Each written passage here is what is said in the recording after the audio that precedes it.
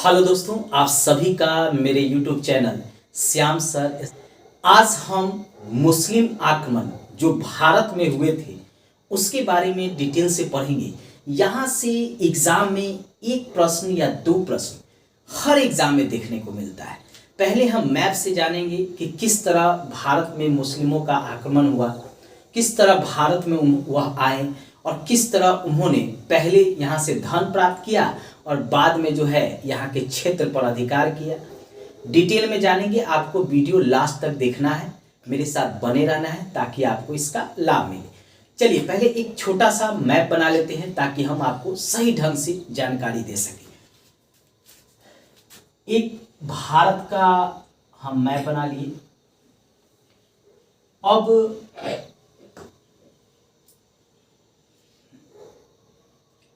ये भारत का मैप है।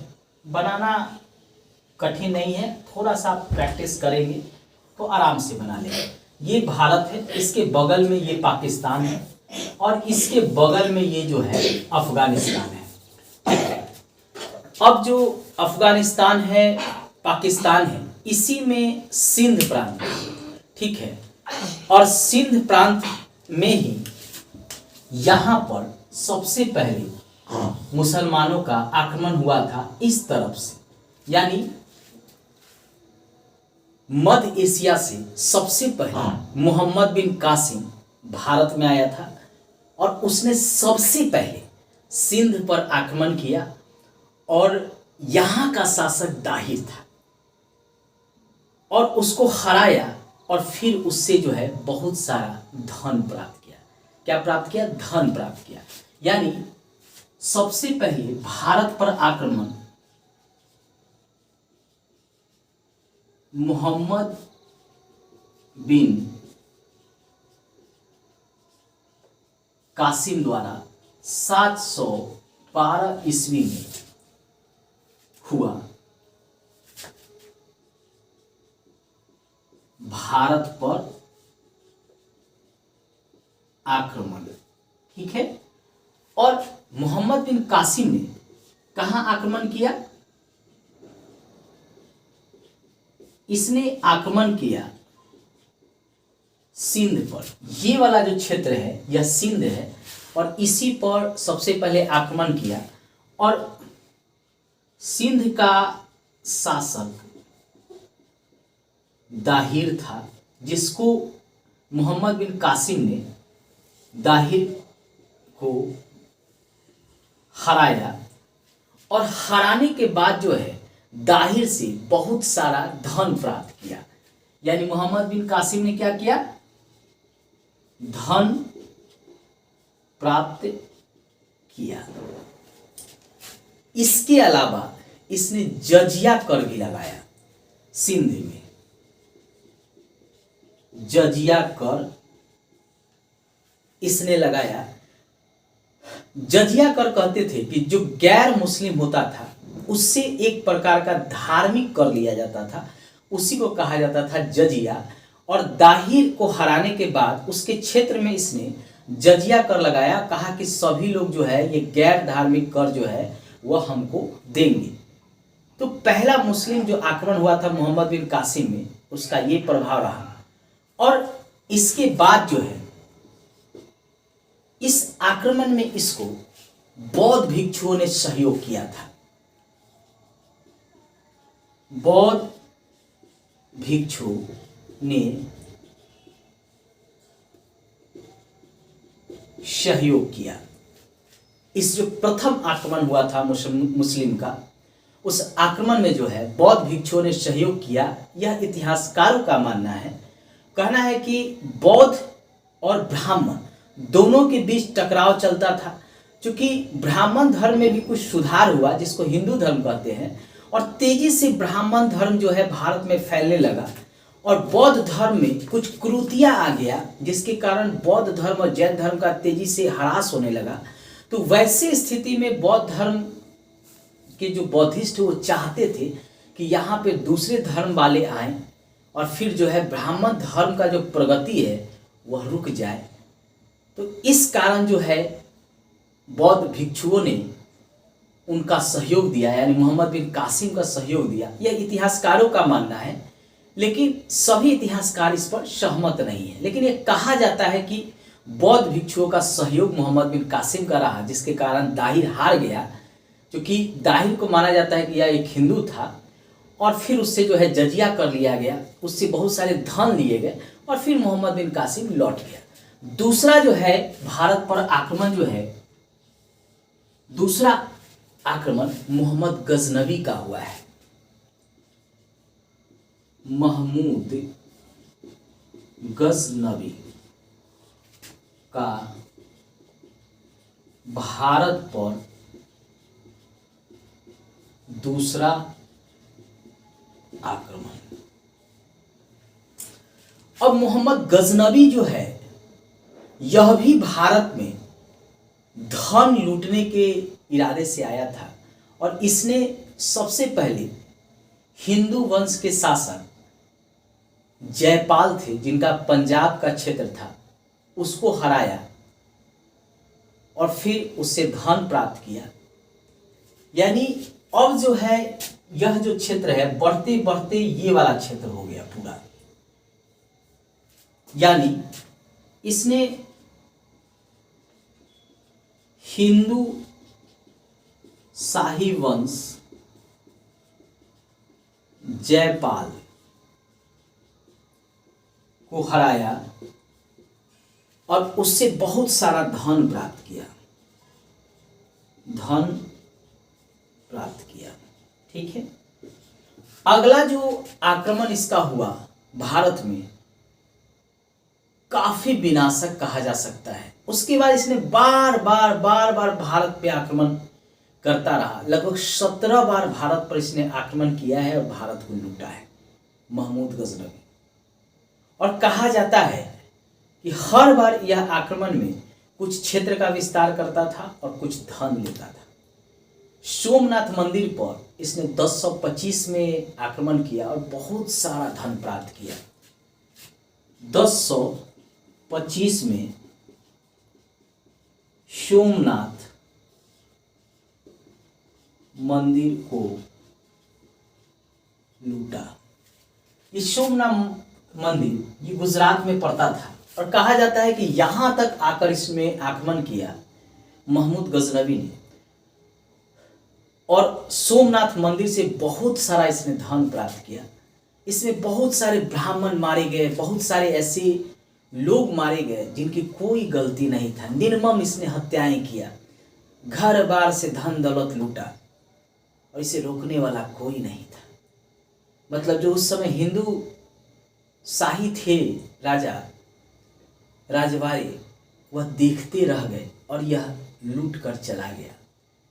इसी सोमनाथ मंदिर से लौटते समय जाटों ने इससे कुछ धन लूट लिया, जिसके कारण अगला आक्रमण इसने जाटों के विरुद्ध किया 1027 ईस्वी में, और हर आक्रमण में यह जीतता रहा। ऐसा कोई भी आक्रमण नहीं था जिसमें जो है इसको कुछ लाभ नहीं हुआ। अंतिम आक्रमण जो किया था यह, वह 1027 ईस्वी में जाटों के विरुद्ध किया था। 1030 ईस्वी में इसकी हो गई मृत्यु। यानी भारत पर यह दूसरा आक्रमण माना जाएगा, जो यहाँ तक जाकर सोमनाथ मंदिर को यहाँ से लूटा, और ये सब क्षेत्र पर जो है धीरे धीरे जो है अधिकार कर लिया। लेकिन अभी भी जो है भारत के अंदर जो है उस समय राजपूतों का ही शासन था, या किसी अन्य का हिंदू ही शासन था। फिर भी इसने धीरे धीरे क्षेत्र का विस्तार किया, और कहा जाता है कि इसने इस क्षेत्र में जीतने के बाद एक तिलक नामक हिंदू को यहाँ नियुक्त किया था। अपना सेनापति तिलक था, उसके सहयोग से मोहम्मद गजनवी जो है बार बार भारत में आक्रमण करता था, और तिलक जो है उसको सहयोग करता था। यह एक ब्राह्मण था। तिलक को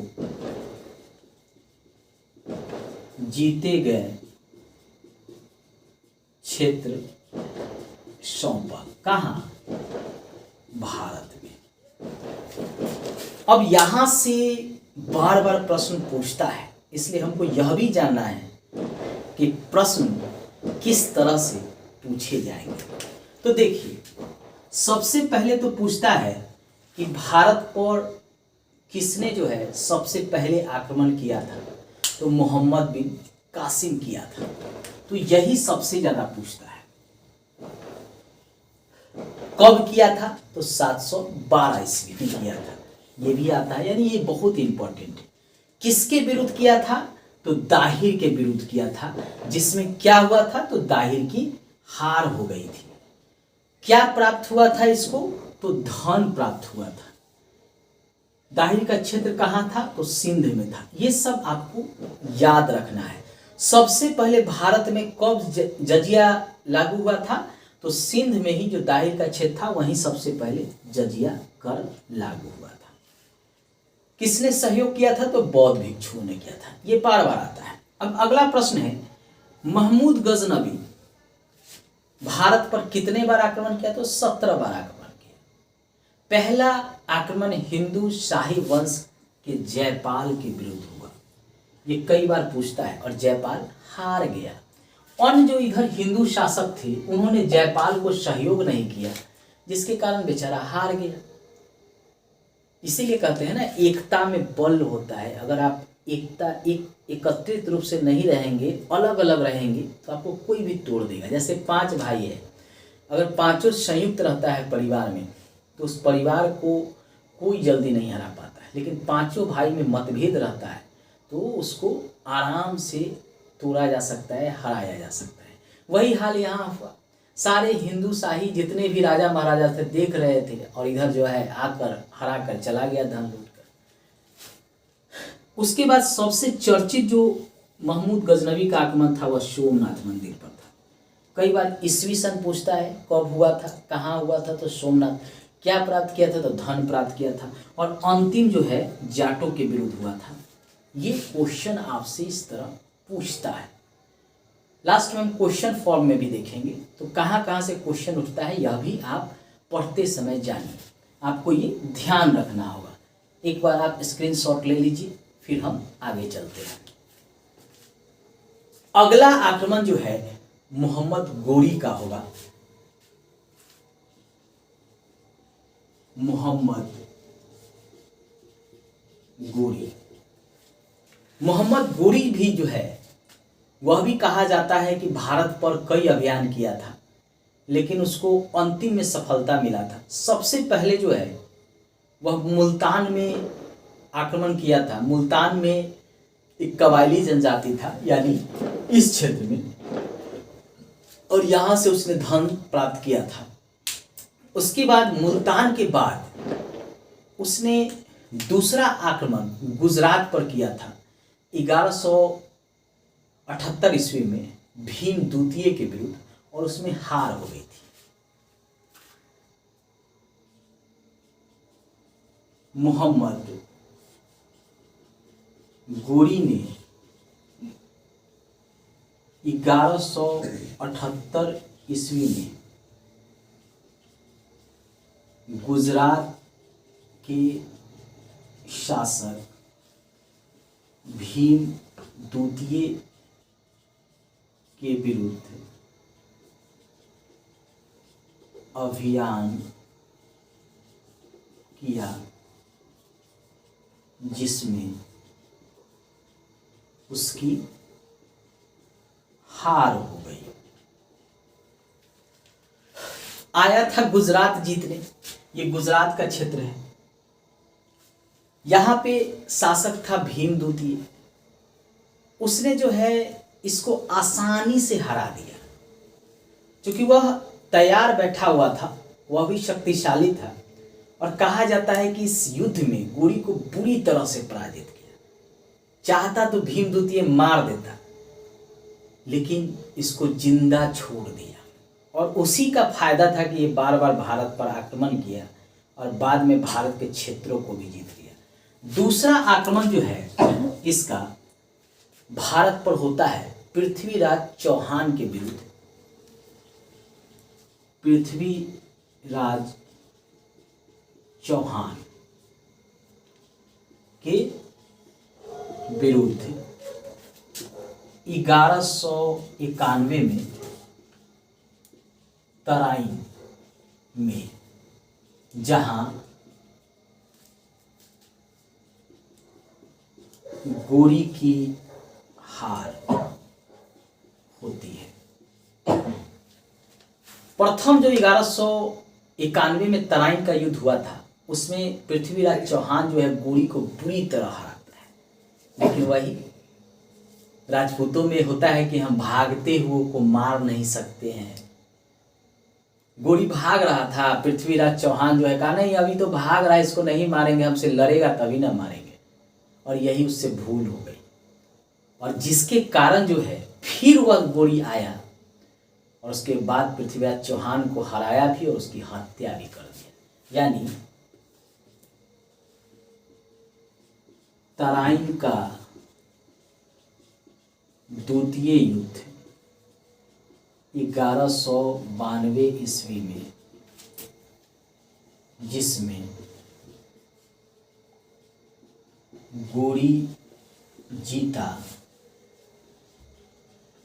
पृथ्वीराज चौहान की हार हो गई, छोड़ दिया जिंदा।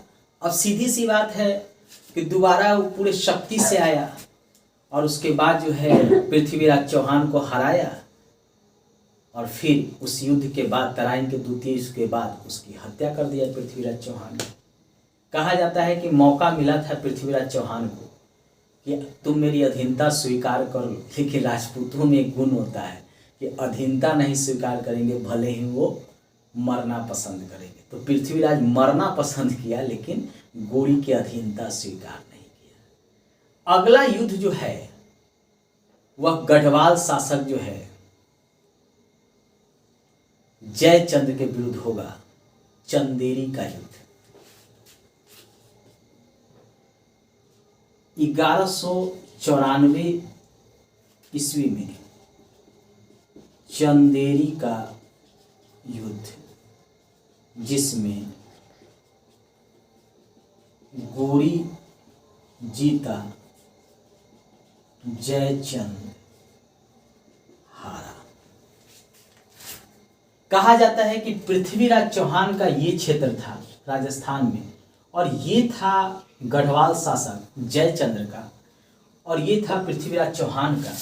और जयचंद की पुत्री का विवाह से उठा लिया था, यानी हरण कर लिया था पृथ्वीराज चौहान। उसका नाम था संयोगिता, और उसे विवाह कर लिया, जिसके कारण जयचंद और पृथ्वीराज चौहान के बीच टकराव चलता था। और इसी का फायदा गोरी उठाया। गोरी जब पृथ्वीराज चौहान से लड़ रहा था तो जयचंद उसका ससुर होते हुए भी उसकी मदद नहीं किया और उसकी हत्या कर दिया। जयचंद भी चाहता था कि हमारी बेटी को यह उठाया है, मतलब मेरा मान भंग किया है, तो इसको सजा मिले। और बाद में गोरी इसको भी समाप्त कर दिया और जयचंद मतलब उसके ससुर को भी समाप्त कर दिया। मतलब ये राजपूत शासक जो है आपस में ही लड़ मर के जो है समाप्त हो गए, और उसी का फायदा मुस्लिम शासक उठाते रहे। गोरी ने कई काम भी किया है। इसके सिक्के पर गोरी के सिक्के पर देवी देवता के चित्र बने थे। जो गोरी ने सिक्का चलाया इस क्षेत्र में, उस पर विभिन्न देवी देवता के चित्र बने थे। कहा जाता है कि जो पुराने सिक्के थे जिस पर पहले से हिंदू शासक जो है देवी देवता का चित्र बनाते थे, उसका एक तरफ तो था, दूसरी तरफ जो है कलमा खुदवा दिया या अपना तस्वीर लगवा दिया, उस तरह के सिक्के जो है चलते थे। इसके अलावा जो है गोरी ने अंतिम अभियान जो है खोखरों के विरुद्ध किया 1205 में, और वहीं पे खोखरों द्वारा उसकी हत्या कर दी गई। 1205 में खोखरों के विरुद्ध अंतिम अभियान जिसमें 1206 ईस्वी में उसकी हत्या खोखरों द्वारा कर दी गई। अब गोरी का कहानी खत्म। अब जो है कुतुबुद्दीन ऐबक आएगा, तो नेक्स्ट वीडियो में जो है कुतुबुद्दीन ऐबक के बारे में हम पढ़ेंगे। अब चलिए यहाँ से प्रश्न कैसे आएगा यह भी जानिए। देखिए, सबसे पहले तो गोरी का पूछता है कि भीम द्वितीय पर कब गोरी जो है आक्रमण किया था, ये पूछता है। और गुजरात का शासक कौन था, ये सबसे ज़्यादा पूछा जाता है। तो आपको ये भी याद रखना है, और गुजरात के शासक भीम द्वितीय पर आक्रमण किया उसको याद रखना है। फिर इसका पृथ्वीराज चौहान के साथ जो है तराइन का प्रथम युद्ध हुआ था 1191 में। यह तो कई बार एग्जाम में पूछा है, बार बार पूछता है।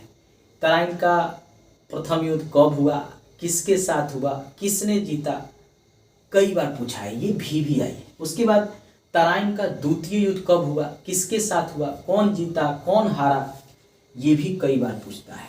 तो ये आपको जो है एकदम रट लेना है। उसके बाद जो है 1194 में किसके साथ युद्ध हुआ, तो जयचंद के साथ हुआ, जिसमें जयचंद हार गया, ये पूछता है। उसके बाद एक क्वेश्चन बार बार बनाता है कि किस मुस्लिम शासक के सिक्कों पर देवी देवता के चित्र अंकित थे, तो गोरी के सिक्कों पर अंकित थे देवी देवता के चित्र, यह भी बार बार पूछता है। तो आपको ये जो है याद रखना है। दोस्तों लास्ट में यही कहेंगे, हमसे जुड़े रहिए, आपको सभी एग्जाम में जरूर फायदा होगा। धन्यवाद दोस्तों।